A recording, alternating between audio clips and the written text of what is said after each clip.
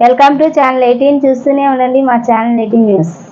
విజయవాడ 40వ డివిజన్ టీడీపీ అధ్యక్షుడు చిన్నసుబ్బయ్య ఆధ్వర్యంలో గాంధీ బొమ్మ రోడ్డుని సాంఘిక సంక్షేమ శాఖ బాలికల హాస్టల్ ని దర్శించారు. హాస్టల్ రోడ్డు కంటే దిగువన ఉండడాన్ని గుర్తించి డ్రైనేజీ సమస్య పరిష్కారం కోసం ఎంత ఖర్చు అవుతుందో అంచనా వేసి చెప్పాలని అధికారులను ఆదేశించారు. సాయిబాబా గుడి వద్ద కాల్వల్లోని నీరు రోడ్డుపైకి వస్తుందని తెలుసుకొని ఈ సమస్య పరిష్కారానికి చర్యలు తీసుకున్నారు. పొన్నమి ఘాటు వద్ద కృష్ణుడి గుడిని దర్శించి అక్కడ స్థానికుల నుంచి సమస్యలు అడిగి తెలుసుకున్నారు. అమ్మవారి గుడి పునర్నిర్మాణాన్ని ఎంత ఖర్చు అవుతుందో అంచనా వేసి చెప్పమనగా ₹1 కోటి ఖర్చు అవుతుంది అని సుబ్బయ్య చెప్పడంతో 20 లక్షలు శాంక్షన్ చేసినట్లు సుజన తెలిపారు.